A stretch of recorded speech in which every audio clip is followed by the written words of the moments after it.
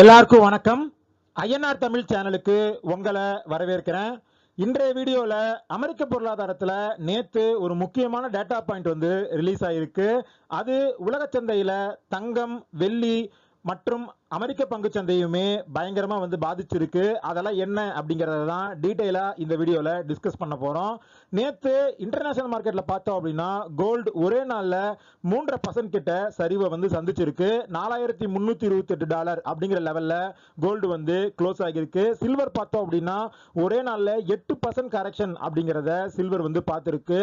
அமெரிக்க பங்கு சந்தையுமே நேத்து 5% கிட்ட கரெக்டா இருக்கு. நாஸ்டாக் 100, அதாவது டெக் ஹெவி ஸ்டாக்ஸ் இருக்கிற இண்டெக்ஸ் ஆன நாஸ்டாக் 100 வந்து 5% டிராப் ஆயிருக்கு. ஒரே நாள்ல 1500 பாயிண்ட் வந்து சரிவை வந்து சந்திச்சிருக்கு.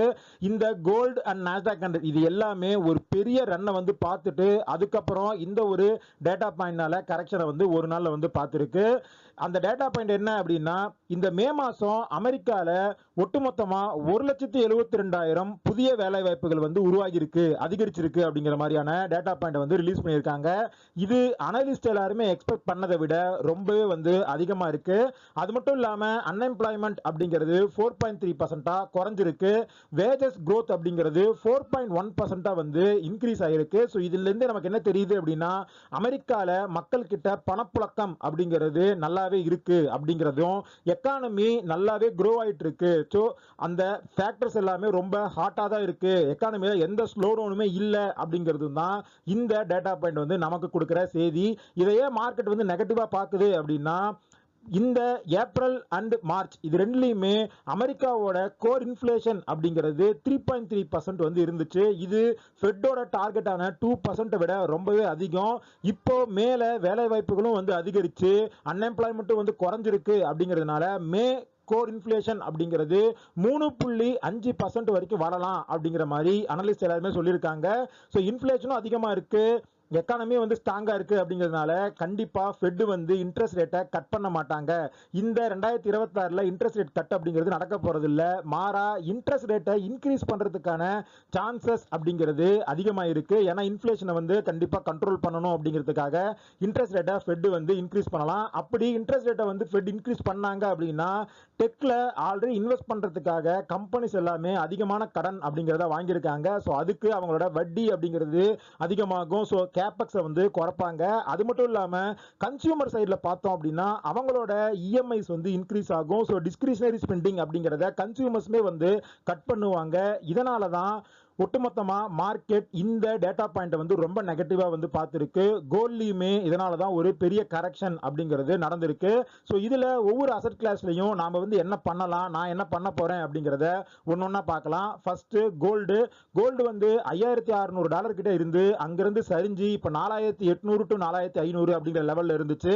அங்கிருந்து இன்டர்நேஷனல் மார்க்கெட்ல சரிஞ்சு இப்போ $4,300 வந்து இருக்கு. இந்தியாவில் ஆக்சுவலி அதோட ரிஃப்ளிகேஷன் அப்படிங்கிறது ரொம்ப அதிகமா நமக்கு வந்து தெரியல. ஏன்னா ரூபாய்க்கு எதிரான டாலருக்கு எதிரான ரூபாயின் மதிப்பு அப்படிங்கிறது தொடர்ந்து சரிஞ்சுக்கிட்டே இருக்கு. அது மட்டும் இல்லாம இம்போர்ட் டியூட்டியும் வந்து கவர்மெண்ட் ஏத்திருந்தாங்க. ஸோ அது வந்து கொஞ்சம் இந்தியன் மார்க்கெட்ல கோல்டு பிரைஸ் வந்து எலிவேட்டடா வச்சிருக்கு. பட் என்னை பொறுத்த வரைக்கும் கோல்ட்ல இன்னும் ஒரு 2 வருஷத்துக்கு பெருசா ஏற்றம் அப்படிங்கிறது இருக்காது. ஏன்னா இன்ட்ரெஸ்ட் ரேட்டை பேங்க் வந்து ஹைக் பண்ணாங்க அப்படின்னா இன்ஃப்ளேஷன் கண்டிப்பா ஸ்டிக்கியா தான் இருக்கும். உடனே வந்து 3% இருந்து 2%க்கோ 2.5%க்கோ வராது. ஸோ அது வர வரைக்கும் ஹையர் ரேட்ஸ் அப்படிங்கிறத பேங்க் வந்து மெயின்டைன் பண்ணுவாங்க.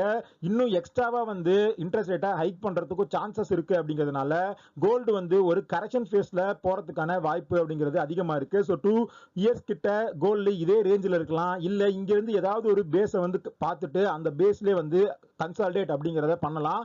But America higher for longer அப்படிங்கிறத ரொம்ப நாளைக்கு வந்து கொண்டு போக முடியாது. திரும்ப பேங்க் வந்து இன்ட்ரெஸ்ட் ரேட்டை கட் பண்ணி தான் ஆகணும். அவங்க அக்ரெசிவா குவார்டர் ஆன் குவார்டர் கட் பண்ணும்போது கோல்ட்ல நாம ஒரு வருஷத்துக்கு முன்னாடி பார்த்த ரேலி மாதிரியான ரேலி வரதுக்கான வாய்ப்பு அப்படிங்கிறது அதிகமா இருக்கு. ஸோ கோல்ட்ல 2 விஷயம் பண்ணலாம். ஒன்னு, கோல்டு எங்க வந்து பேஸை போய் தொடுது, இன்ட்ரெஸ்ட் ரேட்லாம் வந்து பேங்க் ஏத்துதா இல்லையா அப்படிங்கிறத வெயிட் பண்ணி பார்த்துட்டு ஒன்னா வந்து இன்வெஸ்ட் பண்ணலாம். அப்படி இல்லை அப்படின்னா இப்பயே பிரைஸ் வந்து சரிய கொஞ்சம் கொஞ்சமா நம்மளோட அலோகேஷனை வந்து ஸ்டாகர்டா வந்து பண்ணலாம். நான் வந்து 2வது இல்லாததான் பண்ண போறேன். நான் எப்பவுமே முன்னாடி வீடியோஸ்ல சொல்லியிருக்கேன், கோல்டு வந்து 30% கிட்ட நான் வந்து இன்வெஸ்ட்மெண்ட்ல வச்சிருப்பேன் அப்படின்னு. இந்த மாதிரியான டைம்ல அதை கொஞ்சம் குறைச்சி ஒரு 15% அப்படிங்கிற மாதிரி மட்டும் வச்சுக்கிட்டு, எப்ப கோல்டு இன்ட்ரெஸ்ட் ரேட்டை வந்து ஸ்பெட் வந்து ஏத்துறாங்க, கோல்டு பிரைஸ் எந்த அளவுக்கு பாட்டம் வந்து தொடுது அப்படிங்கறத பார்த்துட்டு நம்மளோட அலோகேஷன் அப்படிங்கறத இன்க்ரீஸ் பண்ணலாம். ஸோ 2-3 வருஷத்துக்கு கோல்ட்ல பெருசா வந்து ரிட்டர்ன் இல்லை அப்படின்னாலுமே நம்ம ஒரு ரீட்டைல் இன்வெஸ்டரா அக்குமுலேட் பண்றதுக்கு ஒரு நல்ல வாய்ப்பு கிடைக்கும் அப்படிங்கிற மாதிரி தான் நான் வந்து நினைக்கிறேன்.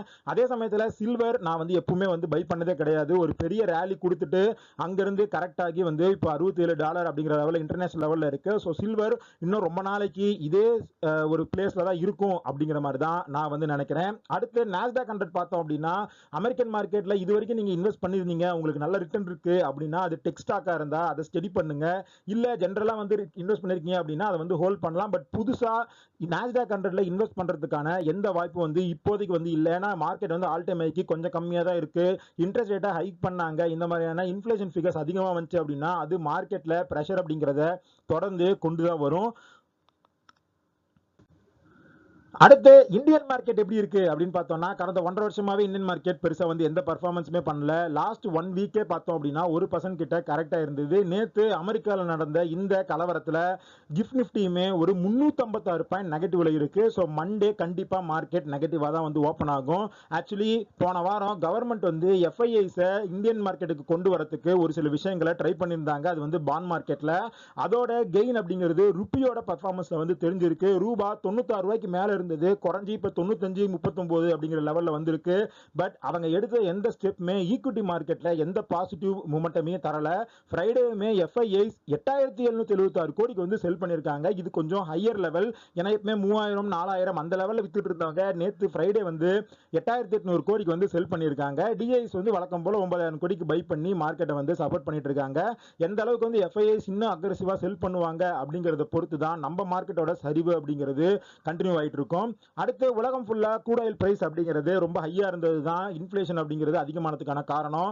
அதோட ஃபர்ஸ்ட் பாயிண்ட் அப்படிங்கிறது அமெரிக்காவுக்கும் ஈரானுக்குமான அந்த போர் அப்படிங்கிறது தான். ஒரு பாயிண்ட்ல ரெண்டு பேரும் சீஸ் ஃபயர் வந்து மெயின்டைன் பண்ணிட்டு இருந்தாங்க. இப்போ அமெரிக்கன் மிலிட்டரி வந்து ஈரானோட ட்ரான்ஸை வந்து தாக்கியிருக்காங்க. அவங்க வந்து ஸ்ட்ரைட் ஆஃப் ஹார்மஸ் நோக்கி வந்து அந்த ட்ரானை வந்து லான்ச் பண்ணியிருந்தாங்க. அதை வந்து இவங்க ஷூட் அவுட் பண்ணியிருக்காங்க. அதுக்கு பதிலடியா ஈரான் 7 பேலஸ்டிக் மிசைல்ஸை குவைத், பக்ரைன் இந்த நாட்டு மேல வந்து போய் வந்து போட்டிருக்காங்க. ஸோ திரும்ப இந்த ரெண்டு கண்ட்ரிக்கு இடையிலான போர் பதற்றம் அப்படிங்கிறது இன்க்ரீஸ் ஆயிருக்கு. ஸோ இதோட இம்பாக்ட் ஏஷியன் மார்க்கெட்ஸ்ல நேற்று நல்லாவே இருந்துச்சு. சவுத் கொரியாவோட இண்டெக்ஸ் அப்படிங்கிறது ஒரே நாள்ல 7% வந்து சரிஞ்சிருக்கு. தைவான் 4%, ஜப்பான் வந்து ஒரு 2.5% வந்து சரிஞ்சிருக்கு. ஸோ மண்டே நம்ம மார்க்கெட்லயும் பிரஷர் அப்படிங்கிறது கண்டிப்பா மவுண்ட் ஆகும். அடுத்து இப்போ மார்க்கெட்ல இன்வெஸ்ட் பண்றவங்கல பெரும்பாலானவங்க COVID-19 பேண்டமிக்கு அப்புறம் மார்க்கெட்டுக்கு வந்தவங்களா தான் இருப்போம். நானுமே COVID-19 பேண்டமிக் அப்புறம் மார்க்கெட் ஒரு ரேலியை பார்த்து முடிச்சதுக்கு அப்புறம் தான் மார்க்கெட்டுக்குள்ள என்ட்ரியே பண்ணனேன். பட் நமக்கு எல்லாத்துக்கும் என்ன இருக்கும் அப்படின்னா, மார்க்கெட் கீழே போனா கண்டிப்பா அதே ஃபேஸ்ல வந்து மேல வந்துரும் அப்படிங்கிற ஒரு நம்பிக்கை இருக்கும். பட் COVID-19ல நடந்ததுக்கும் இப்ப ஈரான் வர கிரைசிஸ்ல நடக்கிறதுக்கும் ஒரு பெரிய டிஃபரன்ஸ் அப்படிங்கிறது இருக்கு. COVID-19 பேண்டமிக்ல மார்க்கெட் வந்து ரொம்ப பாட்டம் வந்து தொட்டுச்சு. அது எல்லா ஸ்டாக்ஸ்லயுமே ஒரு பாதிப்பு, குவாலிட்டி ஸ்டாக்ஸ் அந்த பிசினஸோட பாதிப்பு இருக்கா இல்லையா அதெல்லாம் பார்க்காம எல்லா ஸ்டாக்ஸையுமே அடிச்சாங்க. அது மட்டும் இல்லாம அந்த டைம்ல இன்ட்ரெஸ்ட் ரேட் அப்படிங்கிறது ரொம்ப ஹையா ஆல்ரெடி வந்து சென்ட்ரல் பேங்க்ஸ் கிட்ட இருந்துச்சு. அப்ப ரேட் கட் பண்ணி மார்க்கெட்டுக்குள்ள பணத்தை வந்து சென்ட்ரல் பேங்க்ஸே வந்து உள்ள போட்டாங்க. ஸோ அப்போ மார்க்கெட் ஒரு ரிவைவல் அப்படிங்கிறது ரொம்ப சீக்கிரமாவே பேண்டமிக்ல இருந்து கொடுத்துருச்சு. பட் இப்ப இருக்கிற சிச்சுவேஷன் அப்படிங்கிறது டோட்டலா வந்து ஆப்போசிட்டா இருக்கு. ஆல்ரெடி இப்போ இன்ட்ரெஸ்ட் ரேட் அப்படிங்கிறது நம்ம கொஞ்சம் ஹையா தான் வச்சிருக்கோம். இங்க இருந்து வந்து இன்னும் ஹை பண்ணாங்க அப்படின்னா அது லிக்விடிட்டியை வந்து கிரன்ச் பண்ணும். அது மட்டும் இல்லாம மார்க்கெட்ல கரெக்ஷன் அப்படிங்கிறது எல்லா செக்டார்லயும் எல்லா ஸ்டாக்லயும் வந்து நடக்கல. ஒரு குறிப்பிட்ட சில செக்டார்ஸ்ல மட்டும் தான் கரெக்ஷன் அப்படிங்கிறது நடந்திருக்கு. அமெரிக்கால பார்த்தோம் அப்படின்னா ஏர் ரிலேட்டட் ஸ்டாக்ஸ் வந்து ரொம்ப பயங்கரமா வந்து ஏறி இருக்கு.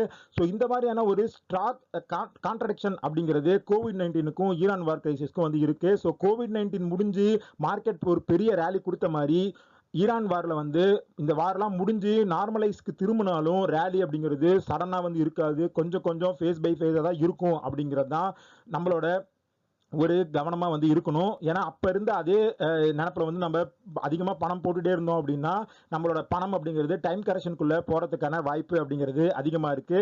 ஸோ நம்ம எல்லா மேக்ரோ டீடைல்ஸும் வந்து டிஸ்கஸ் பண்ணியாச்சு. அது எப்படி இந்தியன் மார்க்கெட்டை பாதிக்கும் அப்படிங்கிறதையும் டிஸ்கஸ் பண்ணியாச்சு. ஸோ அடுத்த ஒரு 1.5 வருஷத்துக்கு நிறைய மார்க்கெட்ல ஆப்பர்ச்சுனிட்டி அப்படிங்கிறது ஓப்பன் ஆகும்.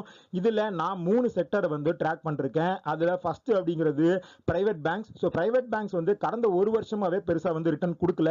எல்லா பேங்கோட வேல்யூவேஷன் அப்படிங்கிறதும் சீப்பா இருக்கு. குறிப்பா HDFC bank and ICICI bank இது ரெண்டுலயுமே நல்ல ஒரு ஆப்பர்ச்சுனிட்டி இருக்கு அக்குமுலேட் பண்றதுக்கு அப்படிங்கிற மாதிரி நான் வந்து நினைக்கிறேன். பெருசா பாசிட்டிவ் டிகர்ஸ் அப்படிங்கிறது இன்னும் கொஞ்ச நாளைக்கு வரப்போறது இல்லை. இங்கே தான் இந்த பேங்க்ஸ் எல்லாமே இருக்க போகுது. ஸோ அக்குமுலேஷன் அப்படிங்கிறத ஒரு 5 இயர்ஸ் அப்படிங்கிற டென்யூர் வச்சு பண்ணும்போது நமக்கு ரிட்டர்ன் அப்படிங்கிறது கண்டிப்பா கிடைக்கலாம். அடுத்து இன்னும் 2 பேங்க் இருக்கு, Axis bank and Kotak Mahindra bank. இங்க இன்னும் கொஞ்சம் கரெக்ஷன் வந்து வரணும், வேல்யூவேஷன் இன்னும் கொஞ்சம் கம்மியாச்சு அப்படின்னா இது ரெண்டுலயுமே வந்து ஒரு ஆப்பர்ச்சுனிட்டி வரும் அப்படிங்கிற மாதிரி நான் வந்து நினைக்கிறேன். ஓவராலா இந்த 4 பேங்க்ஸுமே நான் வந்து வாட்ச் லிஸ்ட்ல வச்சிருக்கேன். எப்பெல்லாம் வந்து ஆப்பர்ச்சுனிட்டி வருதோ, நல்ல ஒரு கரெக்ஷன் வந்து கிடைக்குதோ அப்பெல்லாம் வந்து அக்குமுலேஷன் அப்படிங்கிறத கொஞ்சம் கொஞ்சமா வந்து பண்ண போறேன். ஏன்னா நம்ம முன்னாடியே பார்த்த மாதிரி ஆப்பர்ச்சுனிட்டி அப்படிங்கிறது வருஷம் ஃபுல்லாவே நமக்கு இருக்க போகுது.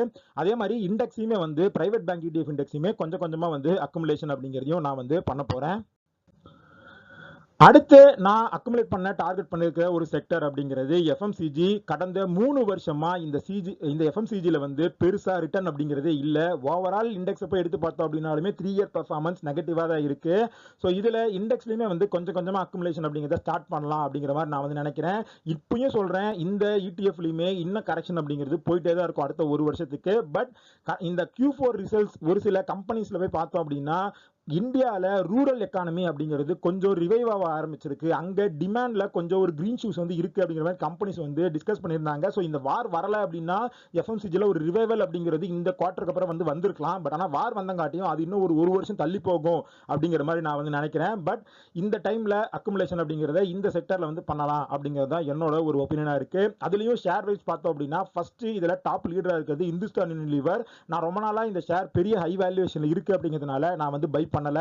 பட் இப்போ ரீசெண்டா இந்த வேல்யூவேஷன்ல வந்து ஒரு கான்ட்ராக்ஷன் அப்படிங்கிறது நடந்திருக்கு. 2024 டைம்ல 2800 ரூபாய்க்கு இந்த ஷேர் இருக்கும்போது 65 PE வந்து இருந்துச்சு.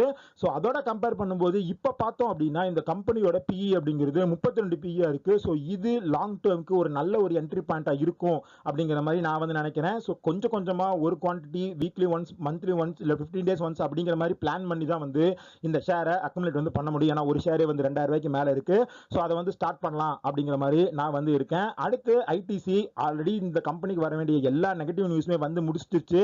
இங்கேயும் இன்னும் கரெக்ஷன் ஆச்சு அப்படின்னா லாங் டேர்முக்கு நல்ல ஒரு வேல்யூ பையா வந்து இருக்கும் அப்படிங்கிற மாதிரி நான் வந்து நினைக்கிறேன். பட் FMCG இவங்க எந்த அளவுக்கு வந்து க்ரோ பண்றாங்க அப்படிங்கிறதையும் நாம குவார்டர் ஆன் குவார்டர் வந்து ஸ்டடி பண்ணணும். அடுத்து டாபர்லையும் பார்த்தோம் அப்படின்னா PE 2024 டைம்ல 65-70 PE இருந்துச்சு. இப்போ அது குறைஞ்சு 40 PE இருக்கு. ஒரு 30 PE கிட்ட வந்துச்சு அப்படின்னா டாபர்லையுமே லாங் டேர்முக்கு ஒரு ஆப்பர்ச்சுனிட்டி வந்து இருக்கும். பட் ஆனால் இந்த செக்டர்ல இப்போ வரைக்குமே PE பெருசா வந்து கான்ட்ராக்ட் ஆகாத ஒரு கம்பெனி அப்படிங்கிறது மேரிகோ. இன்னுமே 60 PE கிட்ட இருக்கு. ஸோ மேரிகோல இப்போதைக்கு ஆப்பர்ச்சுனிட்டி இருக்கிறதா நான் வந்து பார்க்கல. இந்துஸ்தான் யூனிலீவர், டாபர், ITC இது மூணுலையுமே எப்பெல்லாம் வந்து கரெக்ஷன் வருதோ அப்பெல்லாம் அக்குமுலேஷன் அப்படிங்கிறத கொஞ்சம் கொஞ்சமா வந்து பண்ணலாம் அப்படிங்கிறது தான் என்னோட ஒரு ஒப்பீனியனா இருக்கு. அடுத்து IT செக்டர் இந்த ஒரு வருஷத்துல 22% வந்து டவுன் ஆயிருக்கு. அதுக்கு முக்கியமான காரணம் ஏஐல வந்து நிறைய டெவலப்மெண்ட்ஸ் வந்து நடந்திருக்கு அப்படிங்கிறது தான். பட் அதை தாண்டி இந்த ஒரு வாரமா நாம பார்க்குற நியூஸ் என்ன அப்படின்னு பார்த்தோம்னா இந்த GCC அப்படிங்கிறது இந்தியாவில் அதிகமாக வளர்ந்துகிட்டே இருக்கு. அதோட ஒட்டுமொத்த வேல்யூவேஷன் அப்படிங்கிறது $100 பில்லியன் மேல வந்து இருக்கு அப்படிங்கிற மாதிரி வந்து சொல்லியிருக்காங்க. அது மட்டும் இல்லாம இந்த GCC மூலமா வேர்ல்ட்ல இருக்கிற கம்பெனிஸ் டைரக்டா இந்தியாவில் எம்ப்ளாயிஸை வந்து ப்ரொக்யூர் பண்ணி அவங்கள வச்சு வந்து பிசினஸ் ரன் பண்றாங்க. இதுவுமே IT கம்பெனிஸ்க்கு லாங் ரன்ல ஒரு நெகட்டிவா போறதுக்கான வாய்ப்பு அப்படிங்கிறது அதிகமா இருக்கு. இதை புரிஞ்சுக்கிட்டு தான் இன்ஃபோசிஸ், HCL டெக் இவங்க எல்லாருமே இந்த GCSல ஏஐ கம்பெனியோட சேர்ந்து ஒர்க் பண்ண ஸ்டார்ட் பண்ணியிருக்காங்க. பட் இதோட இம்பாக்ட் ஐடில எப்படி இருக்கும் அப்படின்னு நமக்கு தெரியல. Q1 கண்டிப்பா ஐடிக்கு இன்னும் மோசமா தான் இருக்கும். IT ஷேர்ஸ்ல இன்னும் ஒரு கரெக்ஷன் அப்படிங்கிறது தொடர்ந்து வரும் அப்படிங்கிற மாதிரி தான் நான் வந்து நினைக்கிறேன். ஸோ ஐடில அக்குமுலேஷன் அப்படிங்கிறத ஸ்லோவாவே பண்ணலாம். அக்குமுலேஷனை ஒரு 5 to 10% நம்மளோட ஓவரால் போர்ட்ஃபோலியோல IT இருந்தாவே வந்து போதும் அப்படிங்கிறது தான் என்னோட ஒரு பர்சனல் ஒப்பீனியனா இருக்கு. ஸோ இதெல்லாம் தான் இன்னைக்கு மார்க்கெட் ரிலேட்டட் அப்டேட். மார்க்கெட் வந்து நான் முன்னாடியே டிஸ்கஸ் பண்ண மாதிரி ஒரு வருஷத்துக்கு ஆப்பர்ச்சுனிட்டி ஆப்பர்ச்சுனிட்டியை அங்கங்க வந்து நமக்கு ப்ரொவைட் பண்ணும். அது என்ன அப்படிங்கறத அடுத்தடுத்த வீடியோஸ்ல டெய்லி வந்து நான் வந்து அப்டேட் பண்றேன். இந்த வீடியோ பிடிச்சிருந்துச்சு அப்படின்னா இந்த வீடியோவை லைக் பண்ணுங்க, நம்ம சேனலை சப்ஸ்கிரைப் பண்ணுங்க. நாம டிஸ்கஸ் பண்ண எல்லா விஷயங்களுமே ஒரு இன்ஃபர்மேட்டிவ் பர்பஸ்க்கு தான். நீங்க இன்வெஸ்ட் பண்றதுக்கு முன்னாடி பர்சனலா ரிசர்ச் பண்ணுங்க, ஒரு செபி சர்டிஃபிகேட் செக் பண்ணிட்டு அதுக்கப்புறம் இன்வெஸ்ட் பண்ணுங்க. இதே மாதிரி இன்னொரு வீடியோல உங்களை மீட் பண்றேன். அது வரைக்கும் நன்றி, வணக்கம்.